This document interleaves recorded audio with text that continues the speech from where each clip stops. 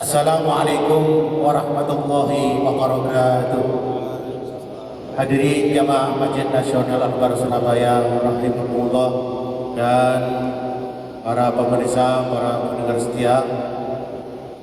Kajian pada sore hari ini adalah kajian kitab Tafsir Jalalain bersama Al-Mukarram Ustaz Haji Muhammad Rusdi Mubarak MAG Al-Hafidh, yang pada sore hari ini akan mengambil tema Tafsir Tazkiyah bagian yang pertama. Dan kajian sore hari ini akan disiarkan langsung melalui kanal YouTube Masjid Al-Akbar TV, kemudian radio Mas Media 1087,9 FM, dan TV digital Madu TV Surat Nusantara. Pada beliau Al-Mukarram Ustaz Haji Muhammad Rusdi Mubarak Al-Hafidh kami persilahkan.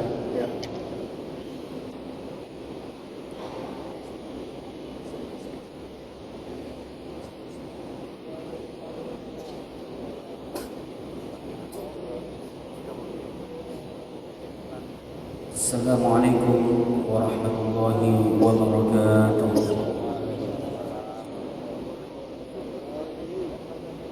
Alhamdulillah wa kafa, wassalatu wassalamu ala rasulihil mustafa wa ala alihi wa sahbihi ahli sidqi wal wafa. Qalu subhanaka la ilma lana illa ma 'allamtana innaka antal alimul hakim. Amma ba'du, yang sangat kami muliakan bapak-bapak, ibu-ibu, jamaah sholat maghrib Masjid Nasional Al-Akbar, yang semoga senantiasa dirahmati dan dijaga oleh Allah Subhanahu wa taala. Alhamdulillah, marilah kita haturkan puja dan puji syukur kehadirat Allah Subhanahu wa taala bahwa atas aneka nikmat yang Allah berikan kepada kita semua, alhamdulillah pada kesempatan kali ini kita dimudahkan oleh Allah untuk hadir di Masjid Nasional Al-Akbar ini untuk menunaikan sholat maghrib secara berjamaah, dan sekaligus kita lanjutkan kepada kajian Al-Quran melalui kitab Tafsirul Jalalain. Sebelum kami mengulas ayat-ayat yang akan kita jelaskan maknanya, terlebih dahulu saya secara pribadi mengucapkan selamat Hari Raya Idul Fitri. Walaupun sudah agak telat banget, sudah pertengahan Syawal ini, tapi tidak ada salahnya kami mengucapkan selamat Hari Raya Idul Fitri. Mohon maaf lahir dan batin. Baik, Bapak Ibu sekalian, tema yang kita kaji pada malam hari ini adalah Tafsir Tazkiyah. Apa Pak? Tafsir Tazkiyah bagian ke-1.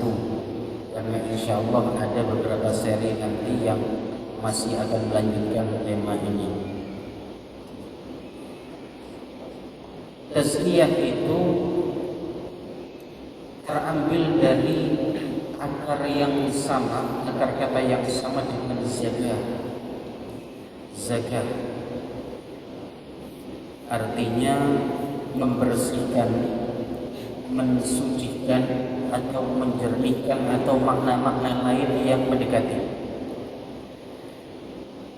Yang dimaksud dengan tafsir tazkiyah adalah menafsirkan ayat-ayat yang mana ayat-ayat itu hubungannya dengan kebersihan hati, atau dalam kajian ilmiah dalam ilmu tafsir dinamakan tafsir isyari. Tafsir isyari. Kenapa kami memilih tema ini? Saya sejujurnya asal saja Pak, karena mungkin terlalu sering ngaji tentang Al-Akbar, kalau sampai kebingungan tema. karena saya hitung sudah di atas 100 episode. Bapak Ibu yang mengikuti mungkin aktif sejak 3 tahun atau mungkin 4 tahun lalu. Baiklah Bapak Ibu sekalian, tafsir tazkiyah. Kenapa tema ini kita angkat? Karena beberapa hari yang lalu saya membaca satu hadis yang mana hadis ini diriwayatkan oleh Imam Ahmad bin Hanbal dalam kitab Musnad beliau, bahwa suatu ketika Nabi Muhammad SAW berkumpul dengan beberapa sahabat di pelataran masjid Nabawi. Saat itu Rasul SAW kemudian tiba-tiba berkata, "Yadkhulu aw yatlu 'alaikumul an rajulun min ahlil jannah." Sebentar lagi akan datang di hadapan kalian, akan lewat di depan kalian seorang laki-laki calon penghuni surga. Dapat kita bayangkan alangkah beruntungnya orang yang mendapatkan dawuh daripada Nabi Muhammad tersebut. Yaqulu 'alaikumul an rajulun min ahlil jannah. Sebentar lagi akan lewat di depan kalian, kata Nabi, akan lewat di depan kita seorang laki-laki calon penghuni surga. Artinya dia sudah dijamin masuk surga oleh Nabi Muhammad. Maka ditunggulah sejenak oleh para sahabat. Saat itu Bapak Ibu sekalian, tiba-tiba yang lewat bukan sahabat-sahabat besar layaknya Abu Bakar radhiyallahu anhu atau mungkin Sayyidina Utsman wa Ali wa ghairuhuma, atau sahabat-sahabat besar lain yang namanya sering kita dengar di sejarah. Ternyata yang lewat bukan mereka. Yang lewat adalah seorang laki-laki sudah parubaya, mungkin umur 50 sampai 60 tahun. Rambutnya sudah banyak yang putih. Dia bukan termasuk di antara sahabat yang viral namanya. Bukan juga termasuk di antara sahabat yang kaya hartanya, bukan. Bukan juga termasuk di antara sahabat yang pintar otaknya, bukan. Laki-laki tua ini adalah orang biasa. Ya, umumnya seperti orang biasa di pedesaan seperti biasanya. Dia berjalan masuk ke dalam masjid. Ketika dia masuk ke dalam masjid, dalam kondisi wajahnya ada bekas air wudhu. Artinya dia sudah wudhu dari rumah menuju masjid. Bapak Ibu sekalian, ternyata peristiwa ini tidak terjadi satu kali, tetapi besoknya lagi-lagi ketika Nabi Muhammad SAW berkumpul dengan para sahabat, kembali Rasul mengatakan, "Yaqulu 'alaikumul an rajulun min ahlil jannah." Sebentar lagi akan lewat saat ini seorang laki-laki calon penghuni surga. Ternyata yang lewat adalah orang yang sama dengan orang yang lewat di hari pertama. Bahkan Bapak Ibu sekalian, peristiwa itu tidak hanya terjadi 2 kali sampai 3 kali. Beberapa sahabat, di antaranya sahabat Abdullah bin Amr bin As, salah seorang sahabat yang paling banyak meriwayatkan hadis Nabi Muhammad. Sahabat Abdullah bin Amr bin As ini penasaran. Bahasa ini yang sakit kepo, Pak. Kepo. Tapi ini kepo api, Pak. Kepo dengan amal soleh seseorang kira-kira bisa ditiru. Nah, kepo ini zaman saat ini kan kepo gosip, Pak. Ya? Gosip artis, kesepono mawon, Pak. Laki-laki ini kemudian sahabat Abdullah bin Amr bin As kemudian penasaran. Setelah selesai sholat berjamaah, laki-laki tua yang dia dipuji oleh Nabi sebagai calon penghuni surga sampai 3 kali, itu diikuti pelan-pelan dari belakang oleh sahabat Abdullah bin Amr bin As. Sampai kemudian ketika nyampe di rumahnya, ternyata rumahnya ada di sudut kota Madinah. Rumahnya kecil, rumahnya sangat biasa, sangat sederhana. Laki-laki itu masuk ke dalam rumah. Setelah laki-laki itu masuk ke dalam rumah, sahabat Abdullah kemudian mengetuk pintu rumahnya karena dia mengikuti dari belakang. Diketuklah pintu rumahnya, assalamualaikum, sampai 2 atau 3 kali, kemudian dibukakan, waalaikumsalam. Laki-laki tua tadi kaget, loh, Anda ini kan sahabat Abdullah bin Amr bin As, putra dari sahabat Amr bin As. Ada tujuan apa Anda ke sini, wahai sahabat Abdullah?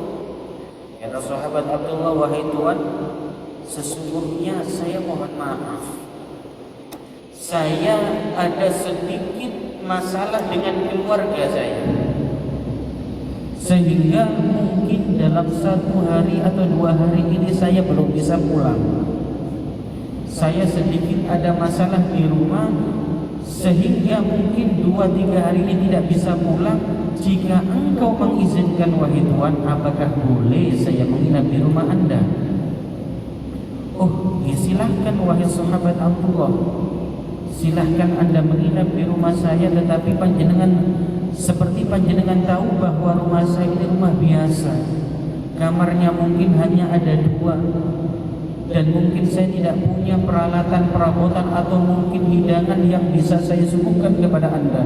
Oh, tidak apa-apa wahai Tuan, yang penting kula angsal nginap sudah saya berterima kasih. Maka kemudian Bapak Ibu sekalian, menginaplah sahabat Abdullah bin Amr bin As di rumah laki-laki tua Ansor tadi. Setelah menginap di malam yang pertama, diamati oleh sahabat Abdullah, amalan apa yang menjadikan orang tadi dipuji oleh Nabi, dia sampai dikatakan 3 kali masuk surga. Ternyata setelah dilihat ketika malam, ya dia bukan ahli tahajud. Dia bukan ahli tahajud. Jadi bukan sahabat sing tidur setelah Isya jam 12 bangun sholat 1000 rakaat, bukan tidak seperti itu. Ternyata dia bukan ahli tahajud. Di malam yang pertama dia amati, ternyata sahabat Ansor ini tidur sampai menjelang subuh. Ketika akan subuh bangun, kemudian mandi, sholat sunnah hanya 2 rakaat, kemudian pergi ke masjid. Setelah dari masjid dia pulang seperti biasa. Ternyata siangnya pun dia juga tidak puasa. Artinya dia bukan yang ahli puasa sunnah. Dia bukan yang ahli puasa sunnah. Siang tidak puasa, siang bekerja seperti biasa, bertani seperti biasa, berdagang seperti biasa. Sampai malam kedua diamati seperti itu lagi. Sampai hari ketiga diamati ternyata seperti itu lagi. Sahabat Abdullah bin Amr bin As kemudian berpikir, kok bisa orang seperti ini mendapatkan pujian Rasul sampai 3 kali dikatakan sebagai calon penghuni surga? Kalau aku lihat amalannya biasa-biasa saja, sholat wajib, sholat puasa wajib, ya kalau yang wajib dilakukan semua. Tetapi dia bukan orang yang kemudian mengisi 24 jam waktunya untuk beribadah, tidak. Sampai kemudian pada hari keempat oleh sahabat Abdullah bin Amr bin As ditanya, wahai Tuan, saya mohon maaf, sesungguhnya tujuan saya menginap di rumah Anda ini bukan karena saya ada masalah dengan keluarga saya, tidak. Tujuan saya ingin menginap di rumah Anda ini untuk tahu aktivitas panjenengan. Karena kenapa 4 hari yang lalu Nabi Muhammad mengatakan bahwa Anda adalah calon penghuni surga, bahkan sampai 3 kali. Setelah saya lihat-lihat dalam 3 hari ini kok sepertinya aktivitas Anda ini biasa saja seperti orang pada umumnya. Kira-kira amalan apa yang mungkin Anda rahasiakan dari saya, sehingga dengan amalan rahasia tersebut Anda mendapatkan pujian 3 kali dari Nabi Muhammad Sallallahu Alaihi Wasallam. Lagi-lagi angsun tadi malah bingung, Pak. Boten semerap kula niki nggih kados sing panjenengan tingali dalam beberapa hari ini. Aktivitas kula nggih ngeten-ngeten niki mawon. Aktivitas kula nggih ngeten-ngeten niki mawon. Waya salat fardu saya ke masjid Nabi untuk berjamaah dengan Nabi. Waktunya puasa Ramadan saya puasa karena puasa Ramadan itu kewajiban. Puasa sunnah kula niki paling istiqomah nggih Senin Kamis mawon. Kalau malam mungkin saya salat tahajud mungkin hanya 2 rakaat. Oh, mboten sakit kata sahabat atau apa? Pasti panjenengan punya satu amalan yang dengan amal itu Anda mendapatkan jaminan 3 kali dari Nabi bahwa Anda adalah calon penghuni surga. Diingat-ingat lagi, Pak. Diingat-ingat lagi. Sampai kemudian laki-laki ini berpikir, mungkin karena amalan ini, wahai sahabat Abdullah, lagi amalan apa? Setiap saya mau tidur, atau dalam riwayat yang disampaikan oleh Imam Ahmad bin Hanbal tersebut redaksinya adalah inni la ajidu fi nafsi ghishan wala ghillan wa ma hasadtu ahadan wa ma hasadtu ala ahadin minal muslimin. Sesungguhnya tidak pernah dalam hati saya ini terdapat kebencian, kedengkian terhadap siapapun daripada umatnya Nabi Muhammad SAW. Bahkan setiap saya mau tidur, saya berkata, ya Allah, saya memaafkan siapapun daripada orang-orang yang mungkin telah berbuat zalim kepada saya hari ini. Saya memaafkan mereka semua karena Engkau, ya Allah. Maka kemudian sahabat Abdullah bin Amr bin As berkata, ya karena itulah Anda mendapatkan jaminan daripada Nabi Muhammad SAW, Anda sebagai calon penghuni surga. Sebabnya apa? Karena kebersihan hati Anda, yang mana itu tidak semua orang bisa mencapai atau bersikap seperti apa yang Anda lakukan. Hadirin, ini adalah tazkiyatun nufus. Ini adalah kebersihan hati. Seorang tidak mungkin bisa membersihkan hatinya. Seseorang tidak mungkin bisa membersihkan hatinya dengan betul-betul sempurna, dengan betul-betul baik, kecuali jika Pak, dia melakukan tahapan-tahapan yang mana dengan tahapan tersebut ketika dia lakukan, maka kebersihan hati itu akan bisa dia capai. Napa tahap yang pertama? Agar seorang itu bisa hatinya bersih. Karena kalau orang itu Pak hatinya bersih, maka ibadah akan terasa nikmat. Orang itu kalau hatinya bersih, maka membaca Al-Quran akan terasa nikmat. Orang itu kalau hatinya bersih, maka hidupnya akan bahagia.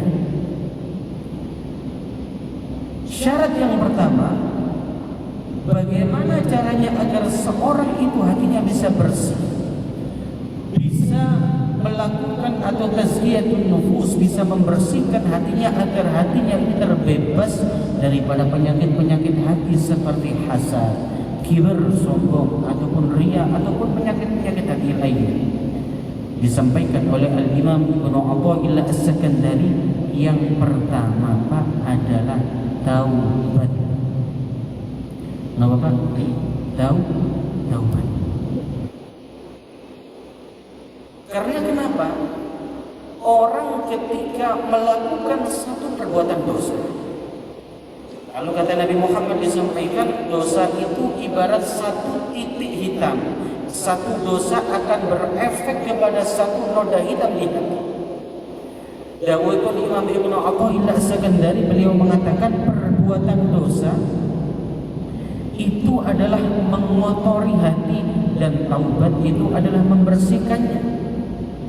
Orang tidak mungkin hatinya bersih, terhindar dari penyakit-penyakit hati kecuali jika dia telah bertaubat kepada Allah Subhanahu wa taala atau dia telah berusaha untuk membersihkan hatinya dengan taubat terlebih dahulu. Dosa, kata Imam Ibnu Athaillah, beliau mengatakan bahwa dosa itu seperti hanya orang memasak di atas periuk. Ngapunten periuk nesak niki apa? Wajan, Mbak. Kalau zaman dahulu kan dengan apa? Dengan tanah liat zaman dahulu. Kalau sekarang wajan. Orang ketika masak dengan wajan kan, kemudian dia wajan tersebut, kemudian api yang ada di bawahnya dihidupkan, maka wajan itu akan menjadi hitam. Nah, orang berbuat dosa itu seperti itu. Ketika dia bermaksiat kepada Allah, maka seperti dia membakar wajan tersebut. Setelah wajan tersebut hitam, maka kemudian biasanya Bapak dicuci. Setelah dicuci, akhirnya bisa bersih kembali. Maka ketika kula panjenengan belum bisa taubat dengan nasuha itu adalah kita tidak kembali mengulangi kemaksiatan tersebut. Minimal ketika kita melakukan kemaksiatan langsung selingi dengan perbuatan taubat. Mungkin kula panjenengan ada masjid atau wedo ayu didelok iku dosa. Didelok dosa. Nek didelok yo eman waktu kelas. Ini dosa kan? Iya dosa.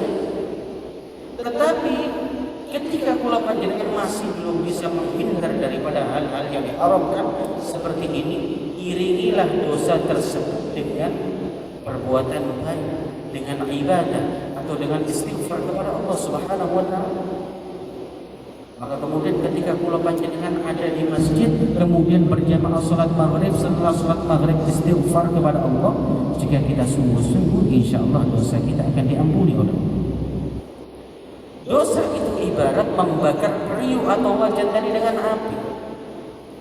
Kalau kemudian orang itu setelah berbuat dosa tidak bertaubat, setelah kemudian berbuat dosa kedua kalinya tidak bertaubat, terus ketiga, keempat dan seterusnya sampai kemudian tidak bertaubat, ibarat orang membakar wajan, itu wajannya semakin hitam.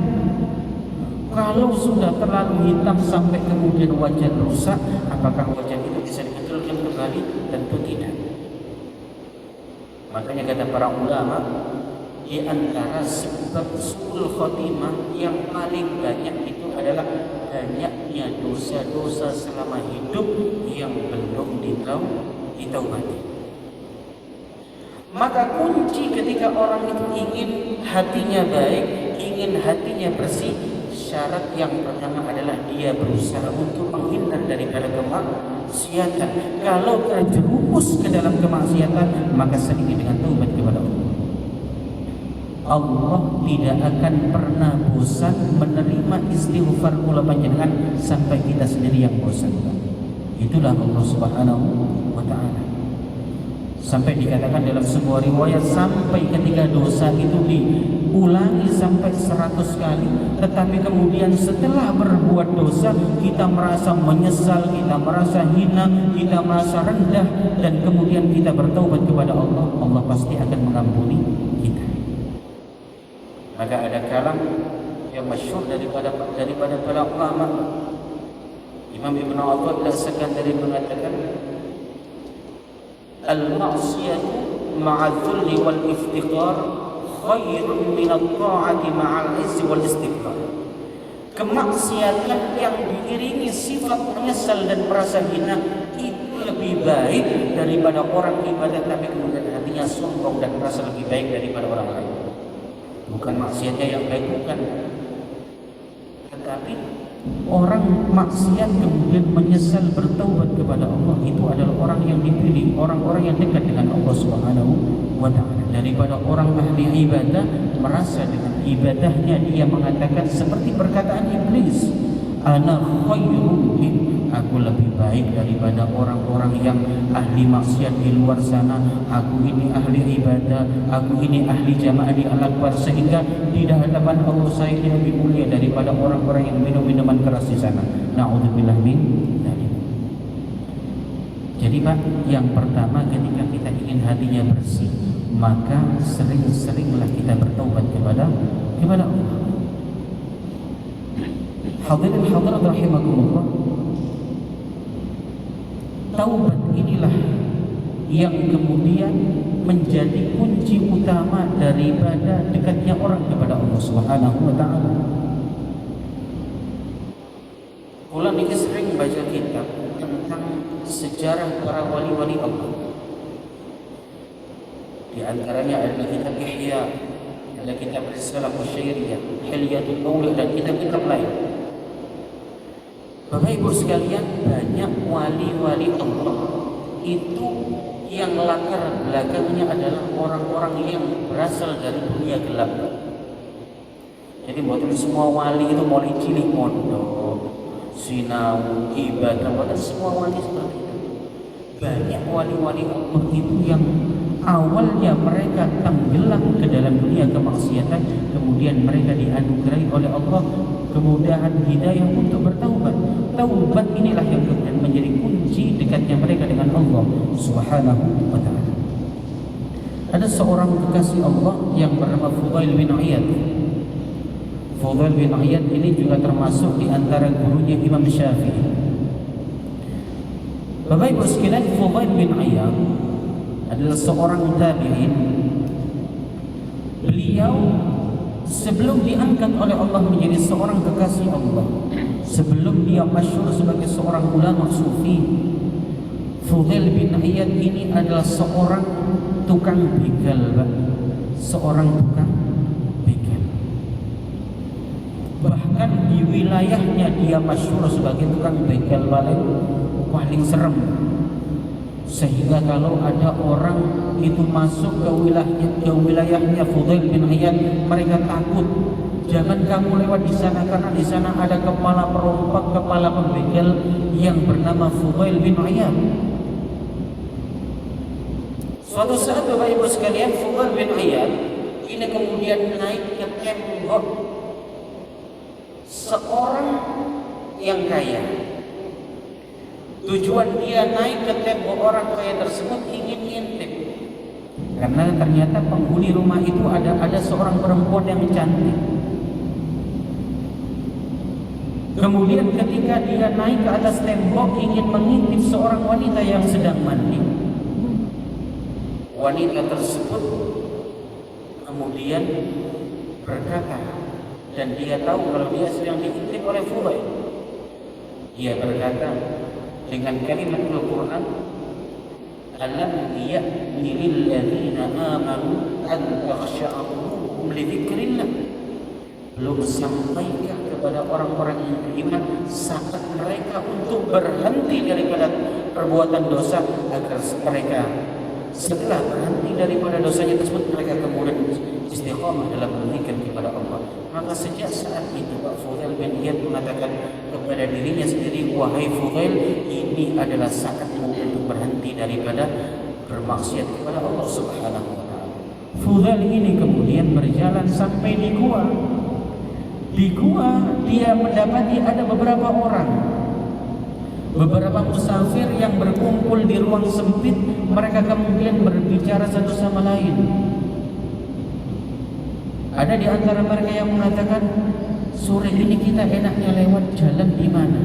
Oh, lewat di jalan kampung ini saja. Kemudian ada di antara mereka yang mengatakan, jangan lewat di situ, karena kenapa? Di situ ada Fudail bin Iyad yang merupakan kepala perampok. Fudail bin Iyad tahu Pak kalau dia sedang dirasani.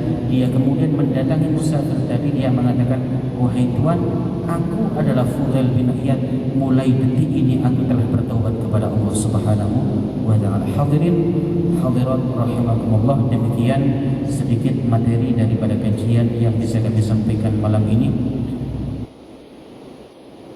Kita berdoa kepada Allah semoga sebagaimana kita dimudahkan untuk mengkaji tema ini, kita diberikan kemudahan oleh Allah. Semoga hati kita dibersihkan oleh Allah, kita diberikan kemudahan oleh Allah untuk bisa istiqamah dalam taat kepada Allah Subhanahu wa taala, sehingga kita meninggalkan dunia ini nanti tidak lain kecuali dengan membawa husnul khatimah. Amin Allahumma amin. Bapak Ibu sekalian, sebelum kita tutup, mungkin ada 1-2 pertanyaan yang ingin ditanyakan. Monggo.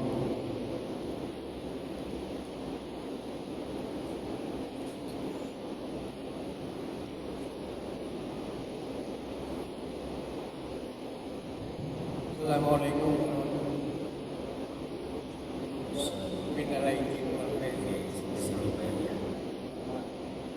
Bisa pulang ada sering berceloki pulang kaya lagi. Monggo Pak ya. Satu mawon pertanyaan. Salah satu dari ya ini adalah usaha. Namun bukan adalah usaha besar ini sebenarnya. Ini seperti apa? Mohon maaf, terima kasih.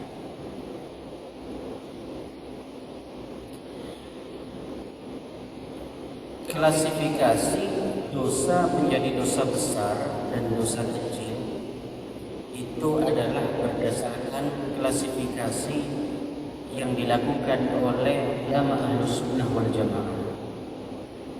Karena ada aliran menyimpang namanya Khawarij. Khawarij itu mengatakan semua dosa besar. Semua dosa adalah besar. Kenapa kemudian para ulama Ahlus Sunnah wal Jamaah membagi dosa itu ke dalam dosa besar dan dosa kecil? Karena yang pertama diambil daripada banyak redaksi Al-Quran. Ya, Al-Quran semisal di awal juz 5 surah An-Nisa Allah berfirman, "In tajtanibu kaba'ira ma tunhauna 'anhu nukaffir 'ankum sayyi'atikum." Dalam ayat ini dosa besar disebut kabair, dosa kecil disebut sayyi'at. Jika kalian bisa menghindar daripada dosa-dosa besar, maka Allah akan mengampuni dosa-dosa kecil. Kemudian yang kedua, apa maksud daripada dosa besar itu sendiri dan ada berapa dosa besar itu? Saya luaskan Pak. Dosa besar artinya ketika Allah Subhanahu wa taala melarang seseorang untuk melakukan dosa tersebut, biasanya disertai dengan ancaman yang kuat. Dengan disertai ancaman yang kuat. Contohnya apa? Syirik. Syirik di antara ancaman yang disampaikan oleh Allah adalah menghapuskan amal. Meninggalkan sholat secara sengaja itu juga termasuk dosa besar.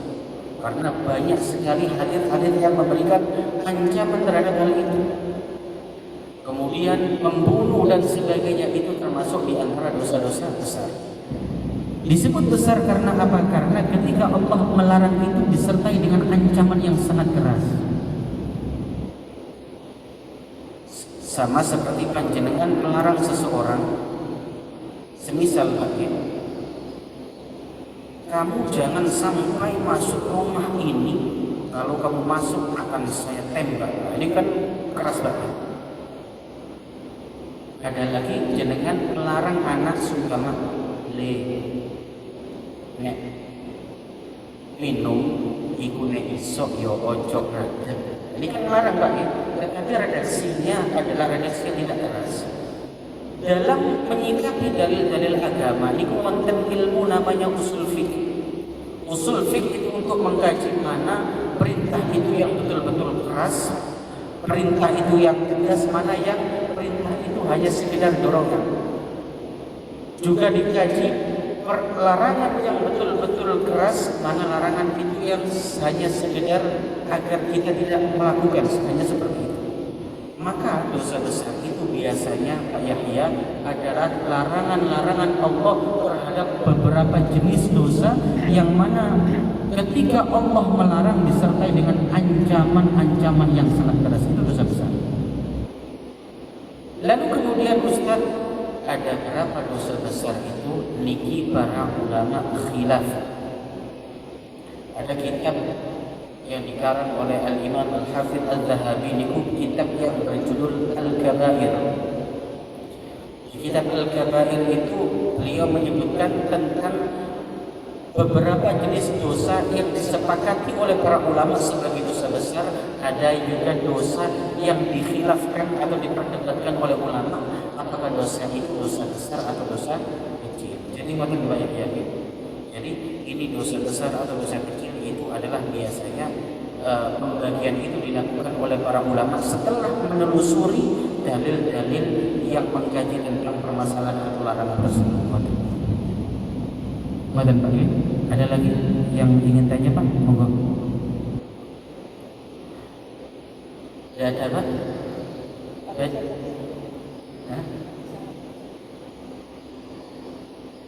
An-Nisa juz 5 halaman kedua.